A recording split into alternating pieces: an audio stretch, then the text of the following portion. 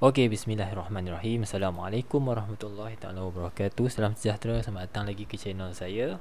So, kita seperti dijanjikan, kita akan sambung perbincangan kertas 2 pahang. Okey, bahagian yang keempat, soalan nombor 10. Soalan nombor 10, diagram 10.2. Sekejap lagi ni diagram dia. Okey, shows 4 electronic circuits WXYZ with different specification. Okay, alamak, saya punya ni sengit ke? Sekejap ya. Okay, different specification. Padam balik. Okay, kita ada 4 pilihan dengan spesifikasi yang berbeza. You are required to determine the most suitable electronic circuit to light up 3 street lights. Okay, dengan power rating ini automatically with normal brightness when the surrounding is dark. Okay, normal brightness maksudnya kita kena bekalkan ketiga-tiga bab tersebut dengan power rating ini. Maksudnya kena bekalkan lebih kurang pula, kena bekalkan 240 volt supaya dapat menyala pada 100 watt power.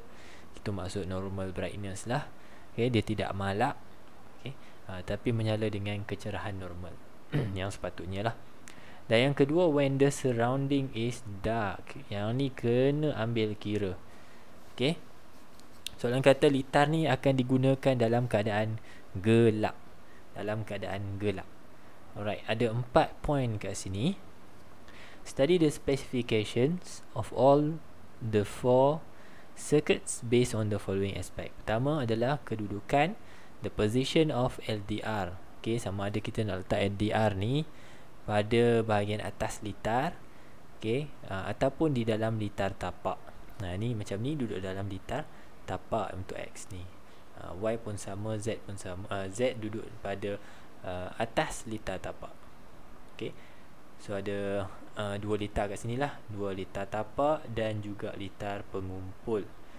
Okay. Kedua, dari segi sambungan bateri. Okay, adakah sambungan bateri itu dalam bentuk yang mana terminal negatifnya di atas ataupun terminal negatifnya di bawah, songsang Alright. Kemudian yang kedua, rakam. Yang ketiga adalah the arrangement of the street light circuit. Arrangement, susunan lampu tersebut, adakah kita nak pasang secara selari ataupun sesiri. Okay, yang mana lebih baik. Dan yang keempat adalah the use of relay switch. Adakah kita menggunakan relay atau tidak menggunakan relay. Macam ni, X tak gunakan relay, other than X semuanya menggunakan relay. Ok, so tentukan litar elektronik paling sesuai dipilih dan berikan sebab 10 markah. Yang ni soalan making decision atau decision making. Pilih satu sahaja. Ok, berdasarkan daripada spesifikasi ini, maka kita akan pilih Y. Okay, litar Y akan dipilih. Kerana, okay, kita tengok satu persatu. Yang pertama, the LDR must be connected at the base circuit. Okay, mesti bersambung pada base circuit. Kita terus tengok pada Y. Kita bincang, kita terus tengok Y lah. So, Y pilihan kita akhirnya. So, dalam proses tu, awak mesti letakkan LDR di kawasan litar tapak. Ini base dekat bawah ni dipanggil litar tapak. Okey, kenapa letak di litar tapak? Okey, ni cerita dia. Litar tapak, okey, dalam situasi yang diberikan dalam soalan menghendaki kita menilai litar mana yang akan digunakan dalam situasi gelap. Okey, in dark condition. Okay, yang ni macam saya ajar dekat trial negeri lain. Okay, kita nak tengok apa berlaku kepada rintangan. Of LDR dalam keadaan gelap. Okay, tengok perkataan dark, dia punya huruf R berada di nombor 3. Kalau bright, B-R-I-G-H-T, R-nya berada di nombor 2. Yang ni R-nya berada di nombor 3. Itu adalah cara mengingat. Nombor 3 adalah lebih besar, so rintangannya akan meningkat. Ok, Okey, rintangan siapa? Rintangan LDR ataupun perintang peka cahaya akan meningkat apabila berada di dalam keadaan gelap. So the resistance, sekali lagi in English, the resistance of LDR will be increased when it is in dark condition. So apa berlaku seterusnya? Apabila rintangan LDR meningkat, maka voltan atau potential difference in the base circuit juga akan meningkat. Ingat ya, hubungan antara R dengan V adalah bila R meningkat, V akan turut meningkat. Apa analoginya? Apabila suatu rintangan itu bertambah, kalau kita ada kerja banyak, rintangan yang banyak hari itu, maka tenaga yang kita perlukan juga banyak. Macam tu hubungan dia dari segi analogi. Kalau hari ni awak ada banyak kerja, awak perlukan banyak tenaga. Kalau awak tak banyak kerja, awak tak perlukan banyak tenaga. Macam tu. So apabila dalam litar tapak sudah pun mempunyai nilai V yang tinggi, V yang besar, maka akan wujudnya suatu arus di dalam litar tapak, dipanggil arus tapak, base current. The base current. So there will be a current, even though kita tak ada bateri pun, kita cuma ada bateri kat sini je, tapi wujudnya potential difference yang tinggi menyebabkan wujudnya base current. Disebabkan kat sini langsung tak ada bateri, tapi kita still boleh wujudkan IB. Macam mana cara dia? Pastikan voltan pada litar tapak menjadi besar. So when IB exists ataupun flow in the base terminal, kawasan terminal yang kita panggil sebagai tapak kat sini, current di sini, ini terminal positif dan negatif. Current daripada positif keluar, masuk dalam relay, pergi belah kiri, turun ke bawah, masuk dalam bahagian collector. So this is collector circuit, litar pengumpul. Apa yang arus IC nak buat? Arus IC akan cuba cross ataupun go over the ataupun flow into the transistor. Ini saya banyak cerita dekat ada video lain saya cerita pasal the working principle of transistor ataupun automatic switch. So IB ni adalah penghubung kepada IC. IB akan activatekan supaya the transistor switch on. Transistor akan switch on. Kita panggil dia transistor switch on. So bila IB flow, IB menghasilkan jambatan. Dia macam jambatan. Jambatan ni siapa yang lalu? IC yang akan lalu. Apabila IC dapat flow dan menjadi IE, maka litar di sini akan komplit. Litar di sini akan komplit. Litar di bahagian kolektor akan komplit. Maka arus akan dapat melepasi ke semua litar di bahagian kolektor, lalu mengalir ke dalam relay dan menghidupkan ketiga-tiga bab di sini.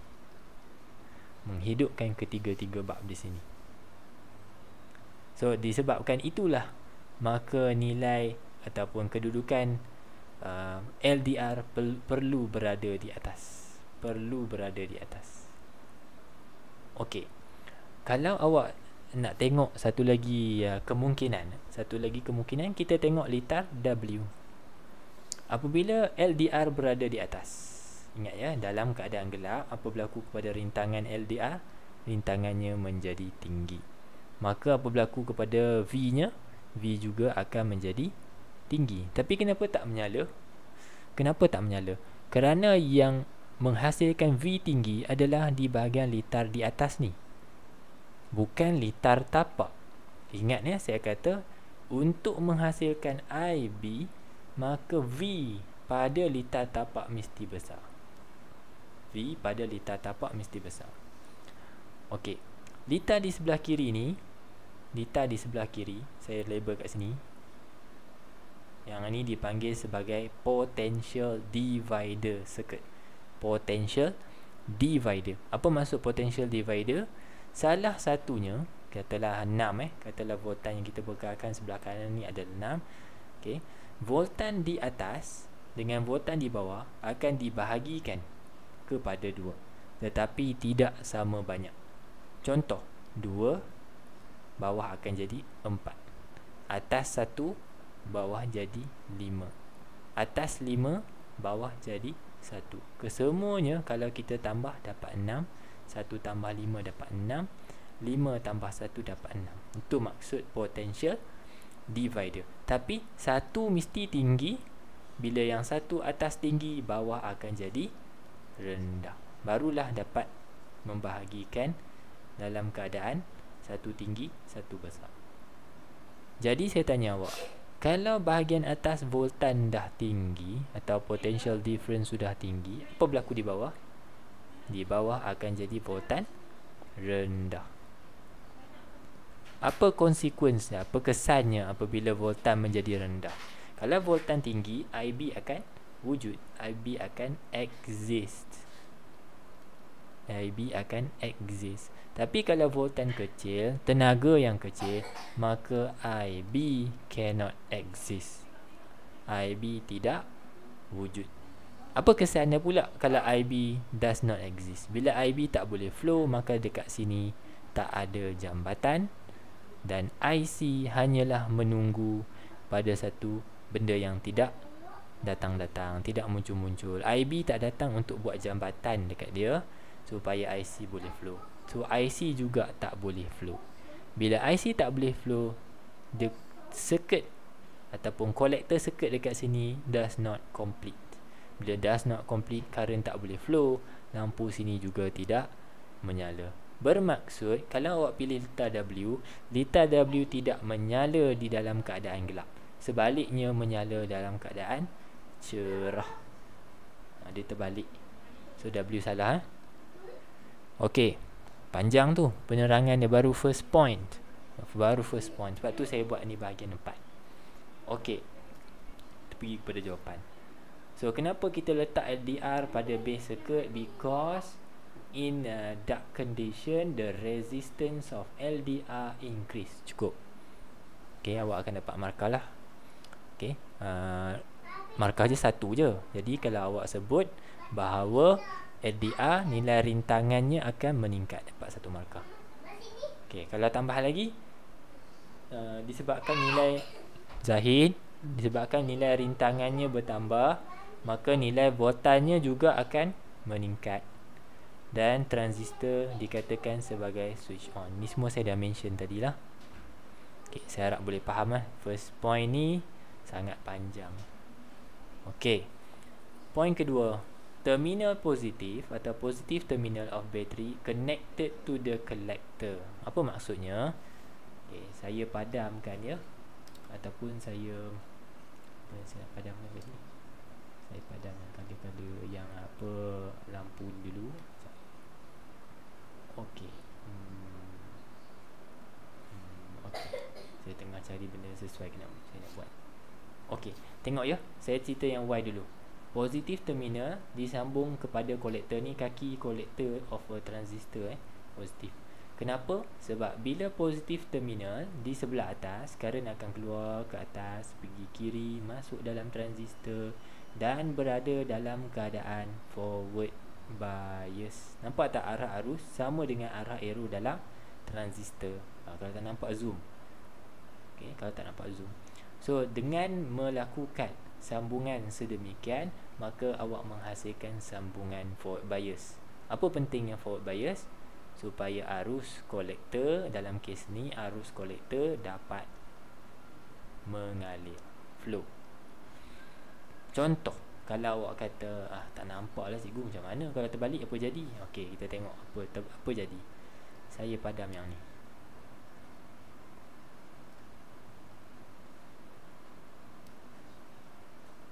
Sekejap, saya padam yang ni.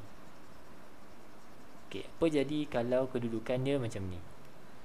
Contoh, negatif terminal dekat atas, positif terminal dekat bawah. Current keluar ikut mana? Current keluar ikut positif terminal. Pergi kiri, kemudian nak masuk dalam transistor. Tiba-tiba arah arus tak sama dengan arah arrow, iaitu diode dalam transistor. Nampak tak arrow dia bertembung? So this is what we call as reverse bias.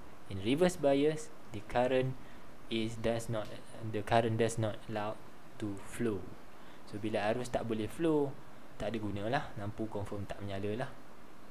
Okay, lampu confirm tak menyala. So the reasons is so that the transistor is in the forward bias connection.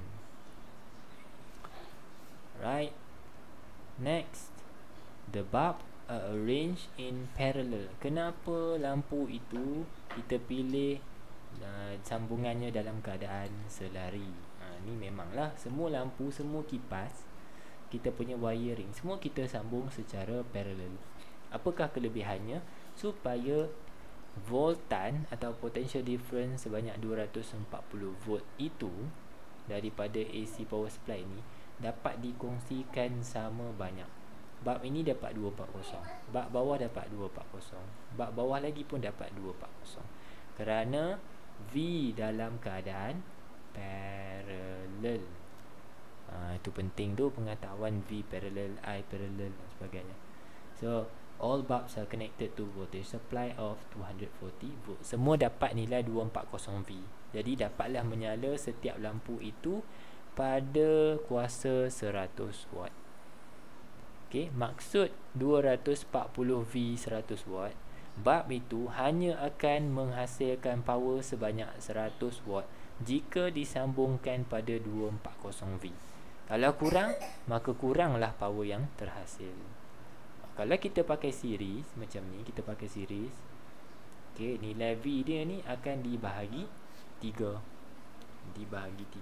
Jadi kecerahannya jadi tidak normal brightness malap akan jadi malap. Right. So last one is we are using relay. Yang ni kena hafal kenapa kita pakai relay? Because we are turning on the secondary circuit that uses high voltage. So dekat sini sebenarnya fungsi relay adalah menggunakan arus yang kecil untuk menghidupkan arus dalam data yang lebih besar. Okey, itu fungsi dia lah relay secara asasnya. Jadi Y dipilih, kemudian tuliskan balik ciri-ciri atau karakteristik yang terkait dengan Y macam tu. Okey. Okey, panjang soalan nombor 10. Last one, soalan nombor 11. Diagram 11.3 shows a spring of suspension system of a motor. Ni spring dia, ini zoom in dia. So by using the knowledge of elasticity, suggest characteristics of spring which enable it to absorb shock efficiently. Okey, awak punya target adalah supaya menghasilkan suatu spring yang dapat menyerap hentakan dengan efektif. Okey. So explain your suggestion based on the following aspects, such as nombor 1, material of the spring, nombor 2, physical condition of the spring, nombor 3, spring constant, nombor 4, rate of damping of the spring. Okey, dekat sini cuba awak tengok ada berapa? 1, 2, 3, 4. Ada 4 sahaja points yang diberikan pada awak. 4 saja. Awak kena tambah satu lagi supaya awak dapat 5 points. Okey, 5 modification lah, 5 cadangan. Kemudian akan darab dengan 2 untuk setiap satu reason daripada 5 tu lah. Barulah layak awak dapat 10 markah maksimum. Okey. Terus kepada penyelesaian soalan poin yang pertama, kita tengok dari segi material. Pastikanlah awak ingat material yang paling kuat dipanggil sebagai steel. Steel, we use steel because steel is very strong. The main reason adalah kerana keluli adalah material terkuat yang kita boleh, yang available untuk dijadikan sebagai absorber. Okay, ingat Superman, man of steel. Kuat tak Superman? Man of steel. Saja nak bagi ingat kan, Superman, man of steel. Superman tu kena orang Penang kata kena rimbuk, masuk dalam bangunan pun bangun selamba je kan. Memanglah dari alien kan.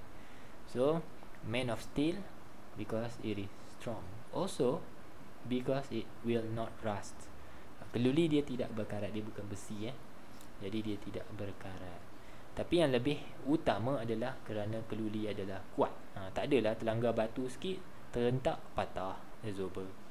Okay, yang kedua, point modification yang kedua, mestilah physical condition dia dalam keadaan pendek. Physical condition pendek. Physical condition ni ada banyak kat sini dari segi panjang dia, dari segi lebar dia, dari segi diameternya. Okay. So yang pertama kita boleh ambil sebagai pendek, spring yang pendek. Okay, spring yang pendek mempunyai higher spring constant. Nilai K dia besar. Kenapa kita pilih satu bahan yang nilai K nya besar? Kerana kita nak menggunakan the stiffness, kekerasannya. Apa maksud stiffness?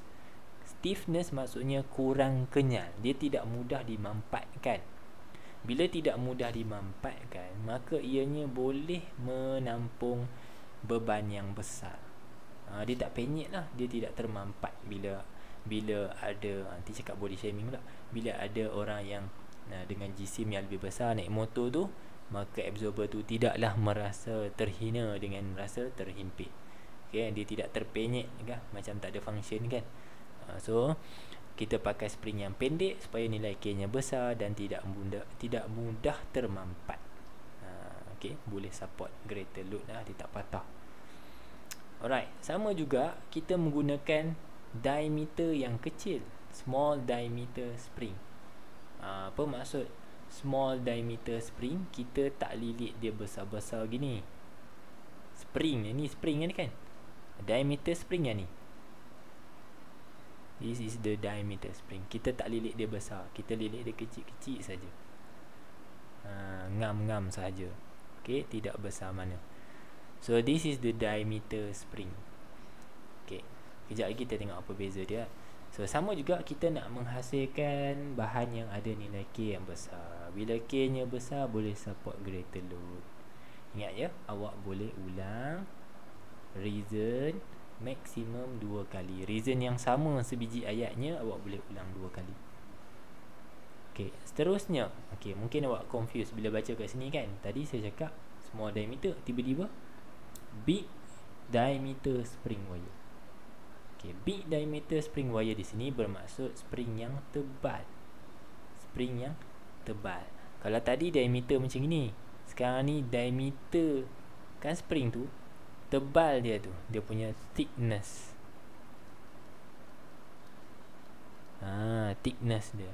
Kita kena pakai satu spring yang tebal, yang gemuk lah, yang tebal. Kita sebut gemuk kan, orang cakap body shaming pula kan. Yang tebal. So sama juga menghasilkan nilai K yang besar untuk menampung beban yang besar. Okey, kenapa diulang sampai 3 kali ni? Sebab physical condition ni awak letaklah 2. Physical condition, short spring, small diameter spring, cukuplah 2. Kalau letak 3, sebab kan material of the spring 1, lepas tu physical condition buatlah 2, spring constant 1, rate of damping 1, cukuplah 5. Yang ni cadangan lain, yang M7 tu, M7, M8. Okey, dari segi spring constant, we are using high spring constant. Berulang banyak kali kan, sama juga. Jadi tu kali ni gunalah point smaller compression. Jangan ulang sampai 3-4 kali.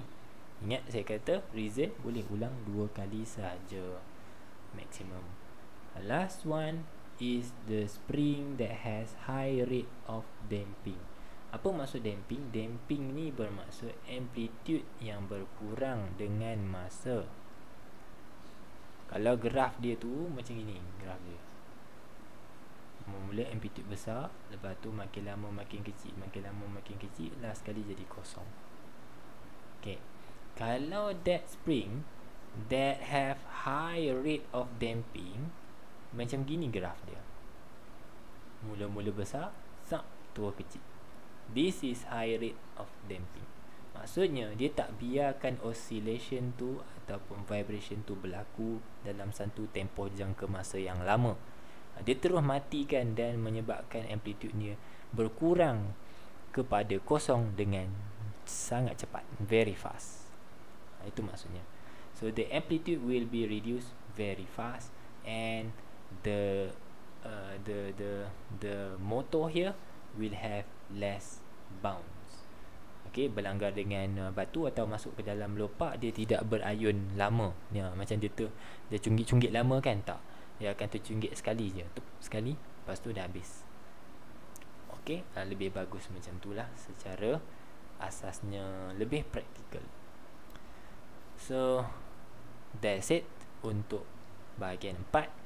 Okay, that's it untuk bahagian 4. Kalau ada sebarang kekurangan, sebarang kesalahan dalam pada masa saya mengajar awak atau memberi ilmu kepada awak, saya minta maaf.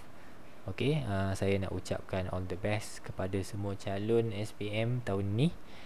Okay, kita semua sedar yang kita berada dalam satu era ataupun satu tahun yang sangat mencabar. Okay, bagi saya personally ini adalah tahun paling mencabar setakat ini, disebabkan oleh macam-macam cabaran yang kita tempuh. Tapi tak apa, sebab kita kena faham kenapa kita dipilih pada saat ini. Kita dipilih, diuji dengan cabaran ni sebab Tuhan dah memang tetapkan pada kita, dan Tuhan tahu kita boleh overcome everything yang dia dah tetapkan. Kalau dia tak tahu, dia tak bagi dekat awak. Dia tahu awak boleh handle, dan saya yakin insya-Allah awak boleh overcome semuanya, dan akhirnya kita akan dapat kita dapat keputusan yang cemerlang sebagai reward reward kepada usaha gigih kita. Okay, ada macam-macam cabaran, saya tahu, dari segi emosi, dari segi pembelajaran, tapi setiap benda yang hidup, especially manusia, dalam sudut pandang manusia, kalau kita sekarang diuji dengan susahnya nak belajar, susahnya nak skor, orang lain pun diuji juga, di tempat lain pun diuji juga, mungkin dengan ujian yang lebih berat. Kita at least belajar saja susah. Itu pun kita sebab kita malas sebenarnya kan, kita yang malas sendiri. Tapi tempat lain ujian lebih besar, tak dapat makan, entah dapat makan ke tak. Bila dapat makan pagi, fikir tengah hari boleh makan ke tak, malam nanti boleh makan ke tak. Itu tempat lain lebih besar pada awak lagi. Kita dapat makan pagi, sebenarnya kita tengah fikir tengah hari nak makan kat mana, malam makan kat mana, kedai mana, jenama apa, air apa. Kan tak susah, hidup kita sebenarnya tak susah pun. So buang semua stres tu, fokus. Awak ada beberapa hari lagi, InsyaAllah. Semoga Allah bantu awak. All the best. Terima kasih, jumpa lagi. Assalamualaikum. Bye.